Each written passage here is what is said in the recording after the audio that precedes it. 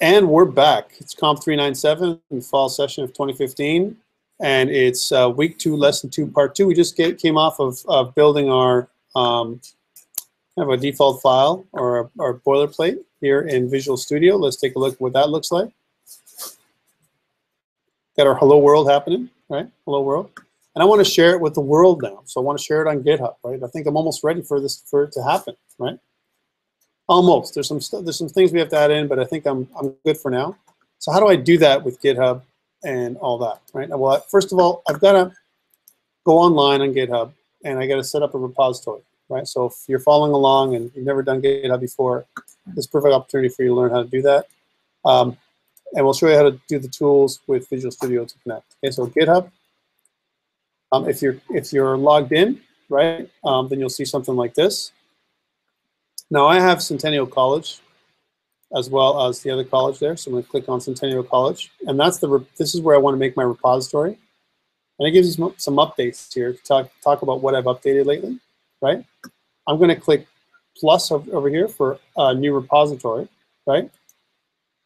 And if you notice, I got to make sure that on the left, because I have multiple organizations, that Centennial College is the one that I'm creating for. In your case, you won't have to worry. There's only just you. Right?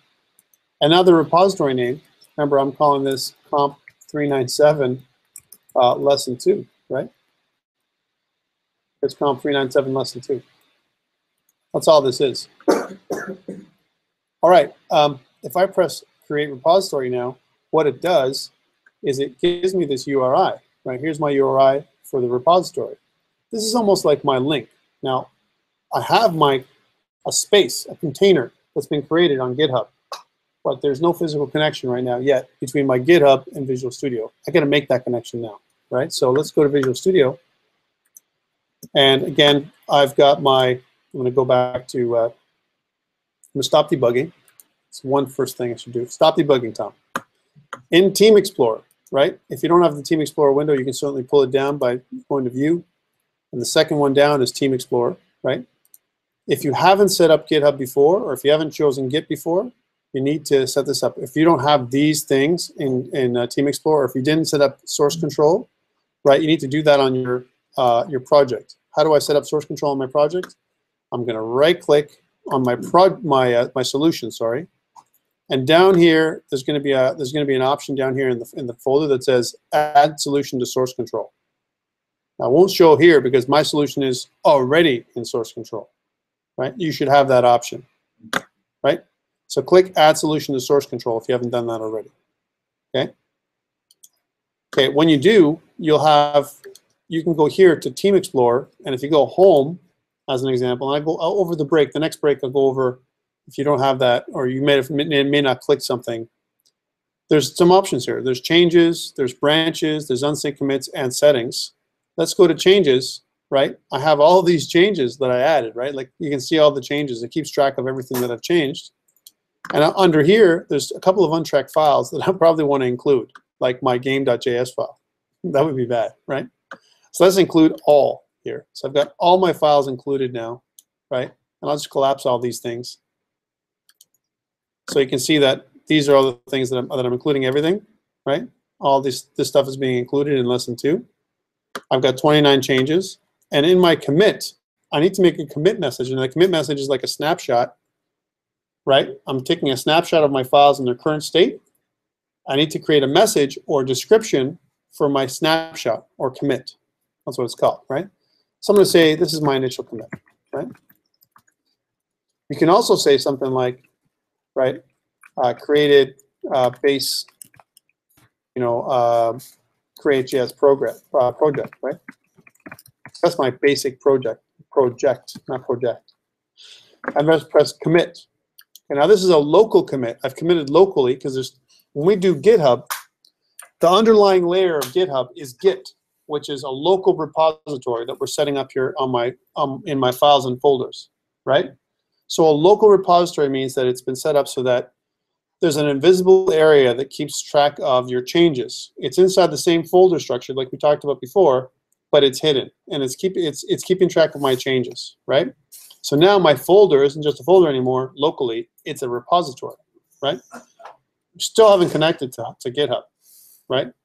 In order for me to connect to GitHub, I'm going to go to Home, and I'm going to say unsync commits, right? And if you notice, it says publish to remote repository, and there's nothing there because it says there's no remote repository configured. Well, remember I got that, I copied this thing over here, this URI. I need to take this URI, let's say as an example, copy it, go back to Visual Studio, and paste it in here. And if I've set things up, and if you haven't set this up properly, you may have to put in your username and password later on. I'll show you how to do that. Publish, right? It's going to go up on the web and publish to my remote repository. So right in Visual Studio, it's on one tool, right? Now if I go back on the web, and if I notice here's my lesson, and if I refresh, now you see all my files are there. So if you're behind and your lesson's not working, right, pull mine down. Right? You can always check it out. And this is how we're going to be sharing stuff as we go forward. We do our lessons together. I'm going to put it up on GitHub. Worst case scenario, you can always pull my example down, and you can use that example. All right, so COMP397 lesson 2, this is what we were doing today. If yours isn't working, use mine. All right, so how did I do that, and what happens in Visual Studio if you have a problem? Well, if I go to here where it says connect to team projects, that's not going to do it. If I go to Home, and if I go to Settings in my Team Explorer, right, and if I go to Git Settings, sometimes you need to put in your name, your email address, your repository location, all this kind of stuff has to be included first before you sync with GitHub. If you don't have this information set up in your Visual Studio, which you may not, if you've never done a connection with GitHub before, then this won't be here. Okay, so that's it. That's GitHub. We just connected to it. Okay, cool. I want to deploy my project to Microsoft Azure. Okay, now we're going from 0 to hero. Let's try this out. I want to deploy my stuff on Azure. Now, you're like, hold on, Tom, I don't have an Azure account. What do I do? Let's get you an Azure account. It's going to take some time, but I want you to watch how this is done for this time. And that's going to be recorded for you, so you can always go back later on. So again, for students, I think I may have mentioned this last week. If you go to DreamSpark, Microsoft DreamSpark, underneath DreamSpark, if you notice, there is, and this is dreamspark.com/student/software catalog. There's a space here that says Microsoft Azure, right? There's also a space for GitHub, by the way. You can also get a free GitHub account with 5 private repositories, an SSL certificate, and a domain, a free domain, if you download the GitHub solution. I recommend that for students, right? But and this is all free, right? Why not do it, right? You can also download Visual Studio 2015 and 2013, Xamarin for students if you want to build web apps or apps that are cross-platform with Visual Studio. It gives you a limited, I think it gives you a year subscription to Xamarin, right, for Visual Studio. Windows 10 is available here as well as other things, right? But here, Microsoft Azure is what you want. If I click on Microsoft Azure, it tells me I have to verify myself as a student. I can sign into or create my DreamSpark account. And the way I do that is I verify myself as a student here at Centennial, and then I'm good to go, right? Now what it does is it gives you access to things like ASP.NET, Java, PHP, Node.js, Python, a SQL Server, all kinds of stuff that's up on Azure. This is Microsoft's cloud platform, right? And to me, it's probably one of the best platforms out there, alongside with Google Web Platform and Amazon Web Services. Those are the big 3. There's other ones too. There's Heroku if you want to go something local, right? So if you want to advertise, have a site on the web, you can certainly use Heroku.com. That's another cloud-based service that's, you can set up a free account for Heroku. That's one place you could deploy to as well. And there's also all kinds of others. So DigitalOcean is another one. Let's go to DigitalOcean. There's DigitalOcean, which is another cloud-based provider that allows you to create a site with DigitalOcean.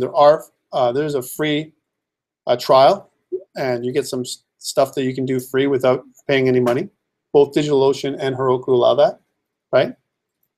If you don't get your DreamSpark account going with Azure and you still want to use it, you can, right? You can just, if you give your credit card, and all you make is web apps, and there's no database, the costs are very small. We're talking, you can do pay-as-you-go, and we're talking like less than $1 if there's not a lot of traffic. For our purposes, because we're doing it just for the school, it's like minimal. Now, you should get the DreamSpark stuff through as a student. That's the way you should do it. But if you have a problem and you still want to do it, or if you want to do it for yourself because you want to offer it to your clients because you're going to do some web development for somebody else, pay-as-you-go option is pretty good. It's not that expensive. Even me, I do this as a business on the side. I'll tell you right now, even big clients, $20 a month. I'm talking about for stuff that I got going on, right? Now again, it's all variable. The more power you put to your VMs that you build up on Microsoft DreamSpark and Microsoft Azure, the more power you allocate, the more you're going to pay, right? It's scalable that way. Let's take a look and see what it looks like. Okay, so I'm going to kind of go into it for you. And the way you get there is you're going to go manage.windowsazure.com. Now I'm logged in as me, right? And it's going to bring up a little dashboard like this, right? I want to host this so the world can see my Hello World program, baby, right? Because you know what? It's not enough for you guys to see it. There are some really cool options here, right? First of all, right, and by the way, I have some credits for DreamSpark here as a teacher. But let's go into new, right?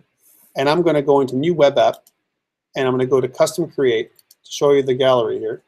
By the way, I'll show you the gallery in a bit too. Here's my new web app, and if you notice, it's got to be an original name. So look at this, azurewebsites.net. This means I have to make a unique name in my URL because you guys will be able to get to it.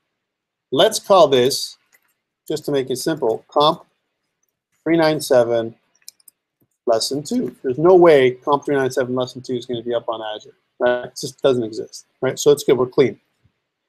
I'm going to choose my default service plan, which is East US. You can choose anywhere on the planet. They have several data centers all over Europe and the US, Australia, and so on. And in Azure, you can set up multiple instances of your files so that you give good performance wherever the people are.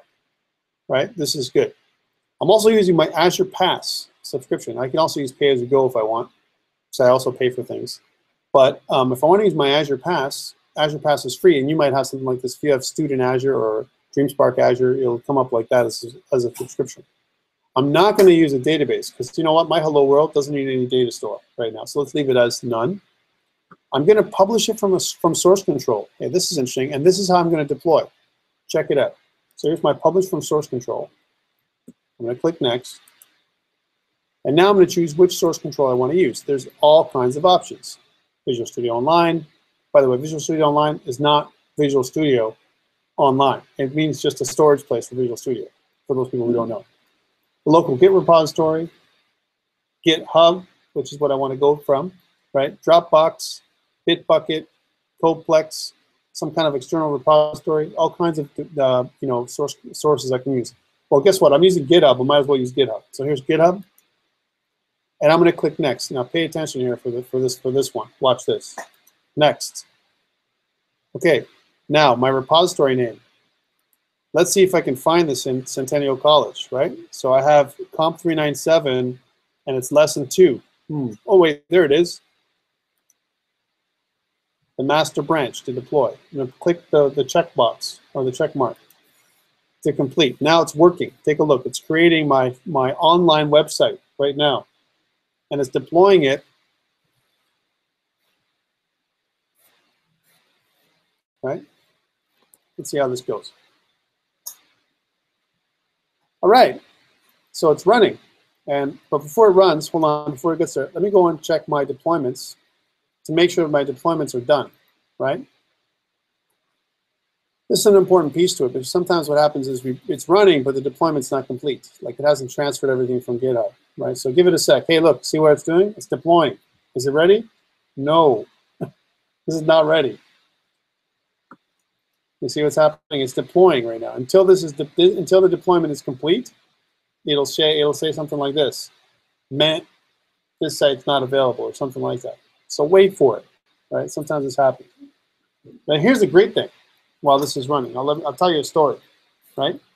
If I update GitHub, it's going to automatically update my website, because Microsoft Azure will be watching for any changes on my GitHub account, right?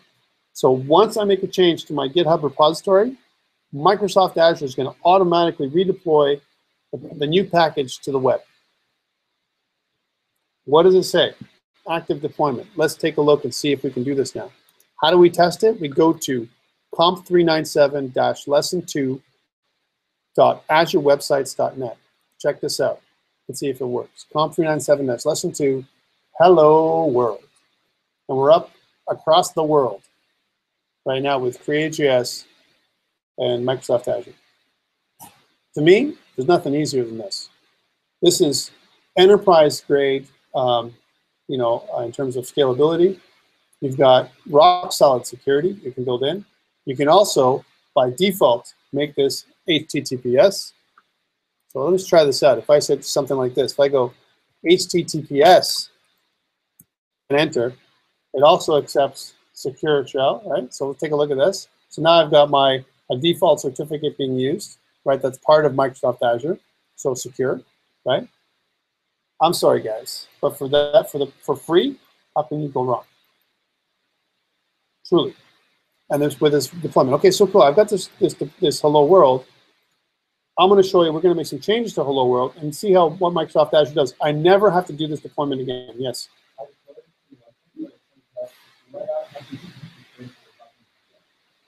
Because you have to wait for the deployment to complete. All right. If you go to deployment, if I go back, let's take a look. Take a look at this. If I go in here, where it says right here, this arrow here, you go to deployment, it's got to say active deployment. If it doesn't say active deployment in deployments, that means it's still copying stuff from GitHub. What does it show? What does it show yours?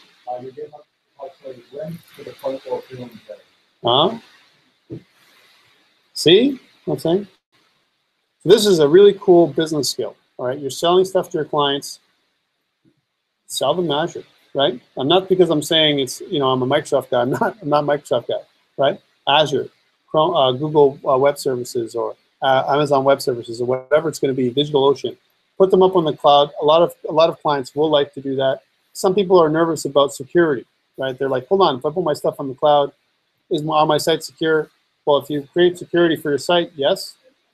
And is Microsoft any less secure than Amazon or Google? I don't think so, right? So I think you're going to be okay. That's the answer that I give my clients. Here's my scalability option. Take a look at my scale. Right now, as an example, I only have a basic deployment, right? If I look here, I'm using one core, so it's taking a bit of memory for me. I could have chosen something else, right? And if you notice, right, I only have one instance. I can dial this up. I can kind of say how many instances I want. 2 instances, 3 instances, whatever I want. What this means is that I have multiple servers running this file. So if you can't get at it, if I have more than one person looking at my site, the more instances I have, the more servers I have to serve you. So lots of power. I can ramp this up really, really well, especially from an e-commerce perspective. If I'm running an e-commerce site during Christmas, I can kind of ramp it up, and I can even do it automatically. So if I know that there's a lot of influx of flow, I can say if my threshold, my utilization goes beyond a certain level, increase my instances, and it'll do that automatically for me. So really cool stuff from Microsoft Azure. Can't say enough about it. There's definitely other free tools out there that'll do it too. Let's keep using this thing. So I've got my tool here. Let's test and see what it looks like when I'm back in here and I want to make a change. And I'll change my deployment to GitHub to show you the difference. Okay, so here I am in my hello label. I'm going to kind of unpin this one, and let's make a change. You developer types are going to go like this: Tom. This is pretty crazy, right? I'm making a label. What if I made another label now? I have to do all this again. And when I do it again the second time, that is a great case for a class, right? Make sense? So I want to make my stuff modular. So this is a great idea here that I'm going to do. I'm going to create a new class with you guys now. And I'm going to show you the workflow. We're going to do it this week, but next week, we're going to go into something a little different because I want you to start plotting out your games, okay? So I'm going to show it to you, and we're going to get back to it in a couple weeks. Let's take a look at this. So first, I know I need to create a class. I don't want to duplicate my label over and over again, right? I want to be able to use the label class, which doesn't exist. Right now I'm using the text class. Okay, cool. How do I do this? I got to go back to Solution Explorer here. And here's where the fun begins, where TypeScript becomes really powerful, and you're going to love it, okay? So I got my scripts, I got my core, right? I need to create another folder. Let's do that. Right-click. I'm going to add. I'm going to go New Folder. And I'm going to call this folder Objects. I'm going to have some objects I'm going to create. Okay, let's do this here. In my Objects folder, let's create another TypeScript file. Modularity, right? Right-click, add TypeScript file. Let's call this TypeScript file, right? Label, lowercase. Press enter. Hey, there's my empty TypeScript file, right? Now, let's create this as a module. So we're going to have a module that's going to wrap my entire file. Let's do this. Module. We're going to name the module Objects. And we're going to use curly braces to wrap everything that's inside of my module. Okay, TypeScript. Now, we're going to declare a class, like we did last time. Remember the first day and I showed you the person class and all that stuff? We're going to do this for a real-life class. Let's try this out. Okay, we're going to go like this, class. And the name of the class is label with a capital L, right? Guess what it's going to do, our label?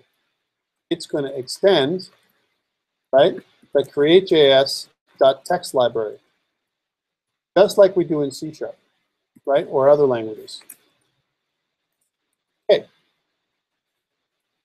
So cool, right? Here's my create.js. I need a constructor, right, for my label.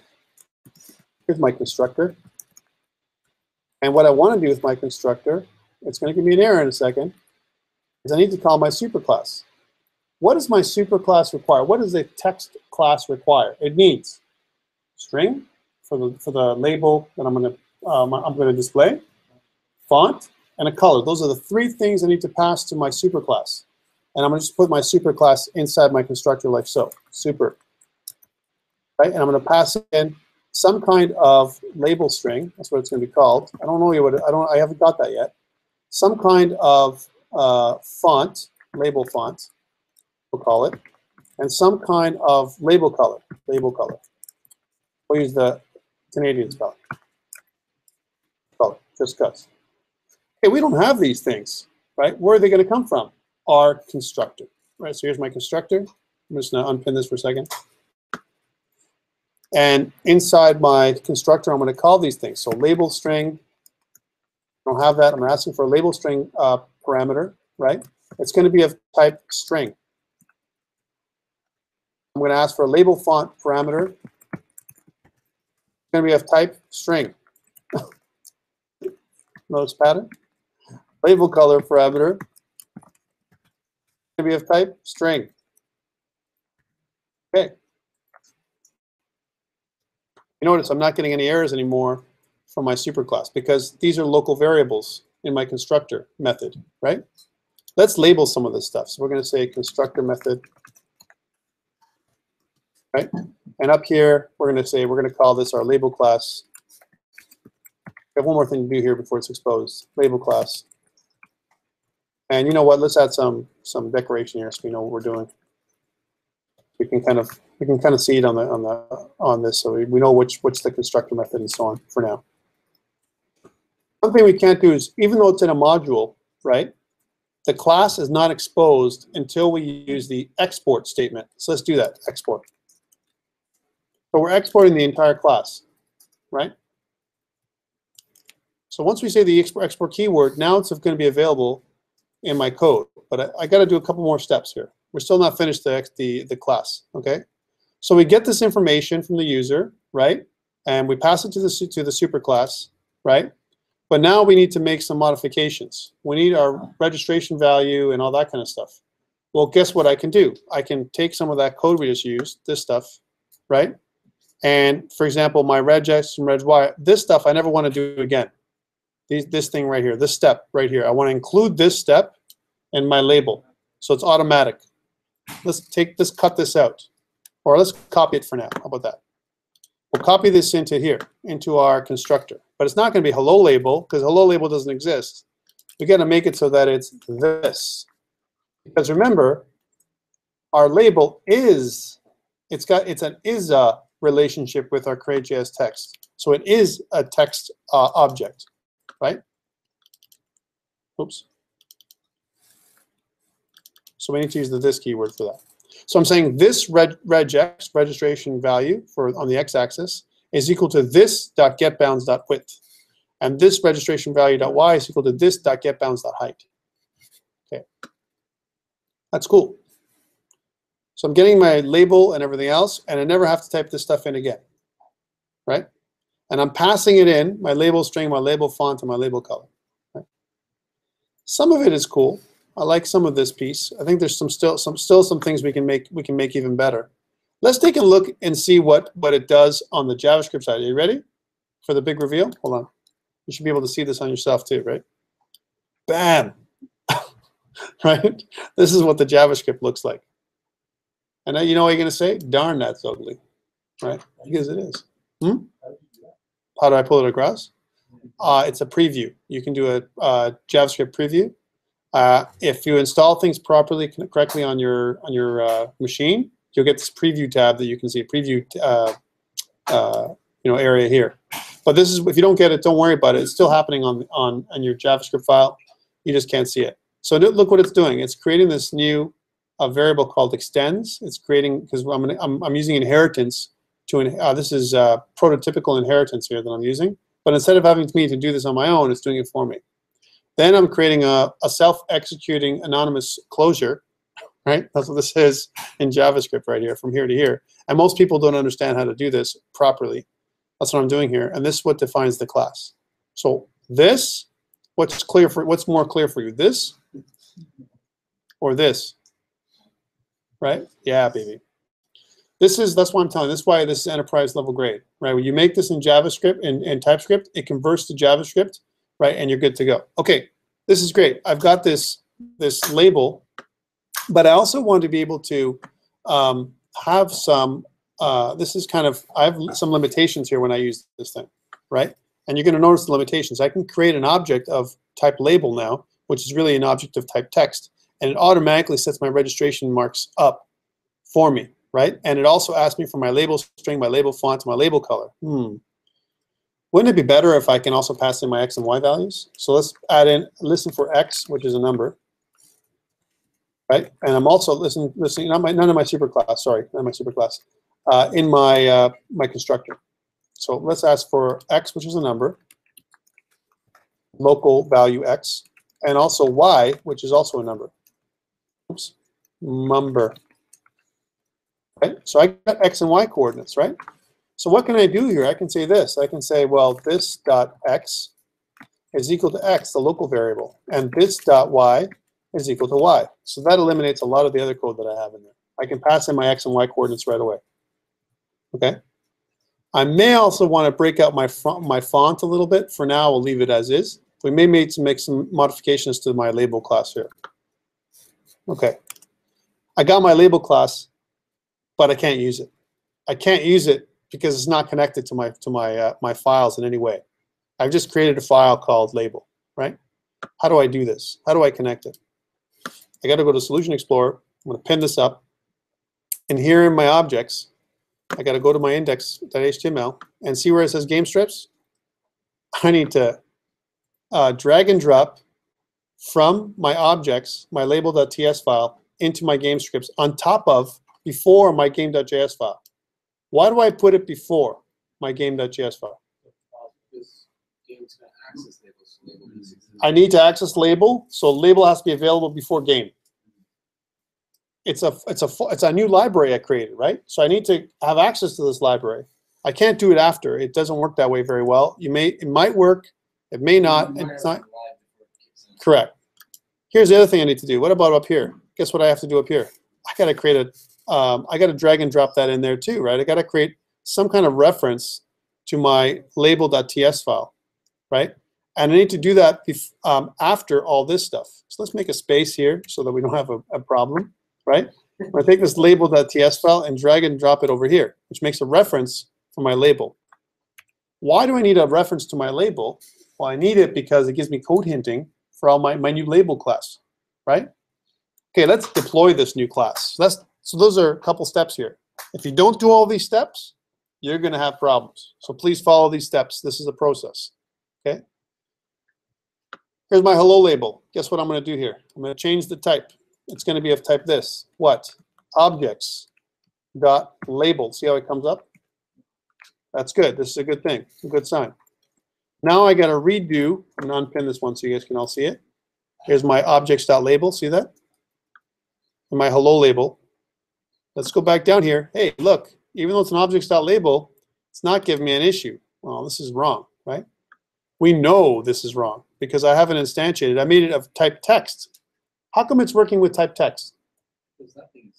Label is a text. It's just that I've extended the text class to include other things. That's what I'm doing. I've inherited text, so it's still text, but I've extended it. Now, I don't need to do this. I want to make it so that instead of create.js text, it's objects.label. That's what I want. Now I'm going to have an error because it's also listening for x and y coordinates here. So x, which would be 320, and y, which is 240. Right? Now it'll work, and I can guess what I can get rid of? All this. Isn't that simpler? Yeah, I'll put it up for you. You can see it for him. How's that? Oh, you like that more? I sure do. Yeah. Couldn't you actually also add stage to a constructor? Yes, but the problem with that is every time I call, if I create a new object and I add it to the stage, I have no control over it afterwards. There's some issues. I could include it all. So as soon as I make a new object, boom, it's on the stage, right? But maybe I don't want to include it on the stage. That's why I'm recommending these two steps, right? But you're right. You could include everything you want on the stage. But that means there's two possibilities. One, if the stage is not a global object, I got to pass the stage into my new object that I'm creating. So it has full control. It makes a copy of the stage into its own little class. And then from there, it has a reference to it because it's a reference type. So it's okay, right? I could do that. But I recommend not for now. Okay, and you'll see the value in not doing it. Okay, this is really cool, right? But it's asking for my font and color. Let's make, just to prove a point, now that we have a hello label, let's make a goodbye label, right? So here, var, goodbye label. This is the goodie label, goodbye label, right? And we're going to say the same thing, objects.label, right? And that's pretty cool. And now we'll make another label that will add this to the stage. We'll say hello label, right? Is equal, oh, sorry, goodbye label. Goodbye label is equal to new objects.label. And then we're going to say goodbye.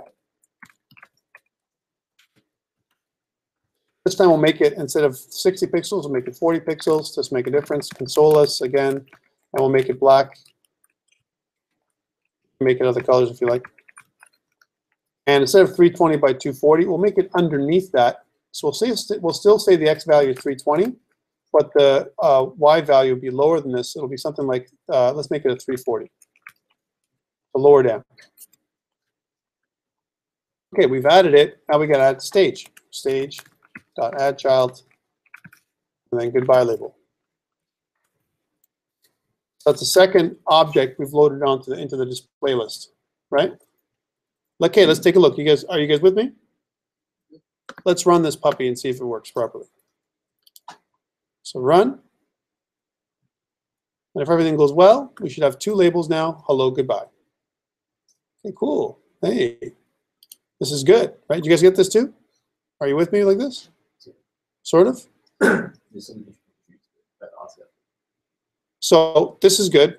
Now, hold on. My Azure, I want to update my Azure. So how do I update Azure? Instead of going and deploying and blah, blah, blah, and whatever, all I do is update Git. So I go back, I stop this, my deployment. I go back to my Team Explorer, I pin that up, I make changes, and now I make sure that all my changes are included, including my label class. I need to do that. Add it all, right?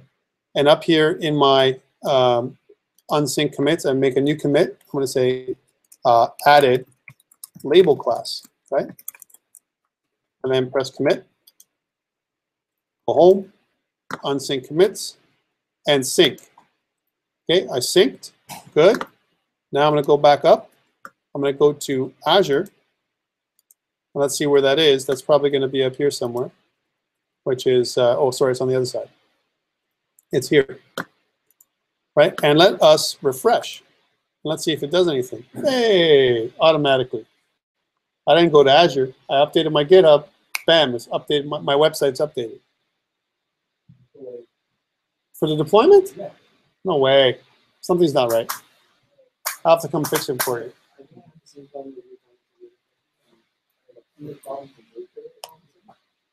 Something's up with your installation of TypeScript. Okay. We'll fix you in a second, guys. We have to update your TypeScript to 1.6. All right, so I'm going to take a short break from the video, and I'm going to go around and fix someone's problems. Because I think we need to get to this. We need to have this perfect before we go on. All right? So I'm going to stop recording here. We're back in a bit.